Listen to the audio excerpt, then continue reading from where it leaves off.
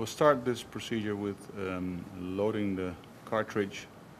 It's a cartridge which is quite similar to what you've seen earlier with phaco procedures, but this actually is a so-called P cartridge, specially designed for the Cachet Phakic IOL.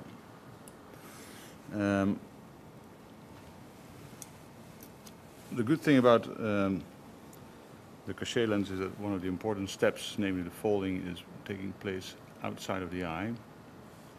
I'm going to implant a 13 millimeters -11 diopter Phakic IOL. Wat is er? Nee, het was even voor de lens even iets uit te zoomen, dat de mensen het beter kunnen kijken.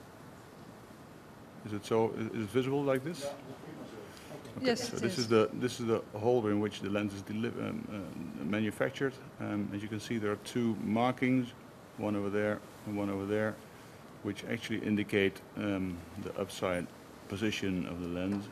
You grab it with a specially designed forceps, and then it's loaded into this P cartridge by just bending a little bit the anterior hands of the lens. Okay, like that. Very important is to press the lens down to the base of the cartridge, because only then does the optic fold in a symmetrical way, curving up actually. And you have to take good care to keep this folding symmetrical, and then advance the lens as far as it goes. That's how far it goes. And then we'll put it into the Monarch shooter, and taking good care to advance it in the correct way. As you can see, the anterior haptics, the leading haptics, are in the so-called dive position, which is good and optimal for insertion. Okay, that's phase one. Now let's move to the eye. Okay.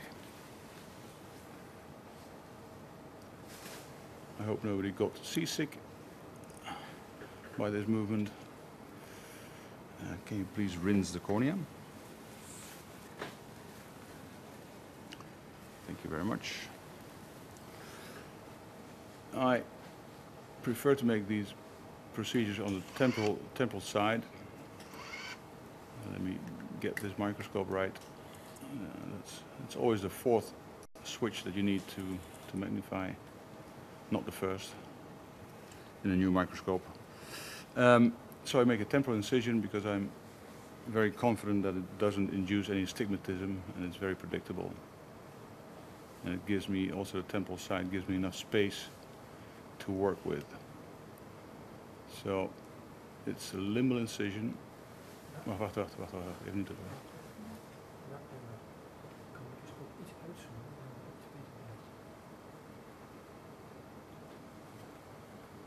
Een beetje uitzoomen.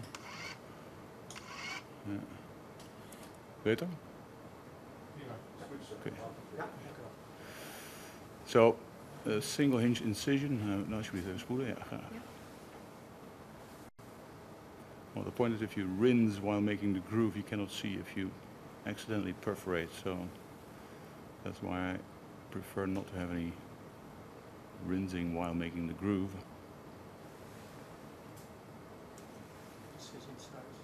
Incision size is 2.8.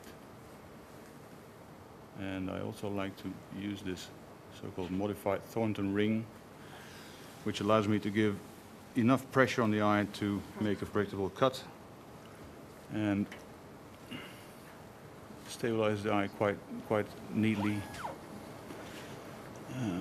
Well, actually in this case it's not necessary to instill extra carbachol or myostat. Just use a little bit for habit's sake, and then we'll fill the anterior chamber with a cohesive viscoelastic and Michiel, can I Yeah. ask you a question? Sure. What's the anesthetic type? In this case, we used subtenon anesthetic. Okay, thank you. And this, the filling of the anterior chamber, I take care not to fill the center part in front of the pupil, because actually you want to avoid as much as possible to get any viscoelastic underneath the IOL. Oh. Ja, even spoelen als je wil, dankjewel. And you bring the cartridge almost to mid pupil like this. And you just dial the lens in a slow-mo fashion. As soon as you reach the opposite side of the anterior chamber, you just let the cartridge slip back out of the eye so as not to push on the lens, and then release the haptics as quickly as you can like this. Good. Yeah, a little bit of rinsing. Good. Now basically all you do is insert the trailing haptics, and as you can see they're very flexible, and that's the good thing about this lens. These haptics are so flexible that allegedly that does not traumatize the chamber angle, which is the big thing, the big issue in this type of IOLs. Okay, so now the lens is inserted, and I'd like to rinse out the viscoelastic. And obviously great care has to be taken to wash out all viscoelastic. So we go in all the way across and then flush it out like this. And you have to be very careful to get everything out.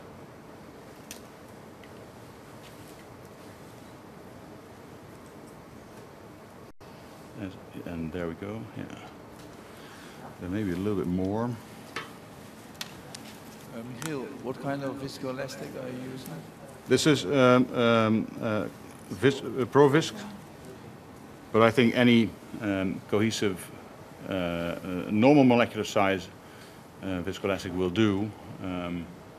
So I would not advocate the use of GV or things like that, stuff like that.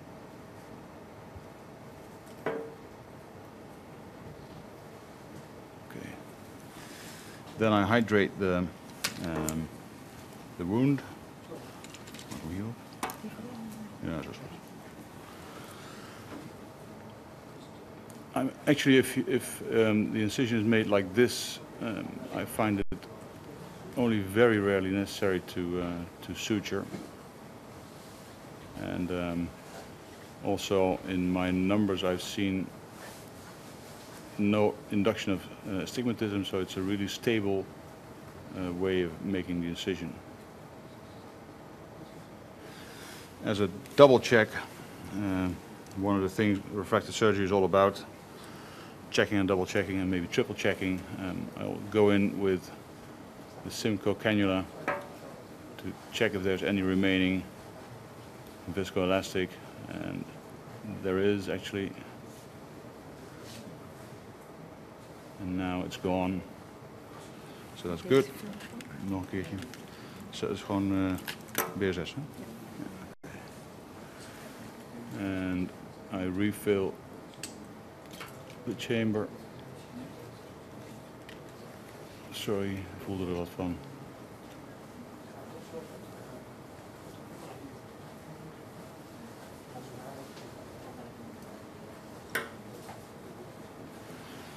Check the wound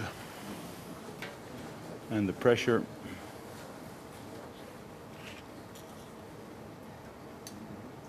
You see it's quite stable. The wound doesn't leak. So that's the end of the procedure. Oké, dat was hem.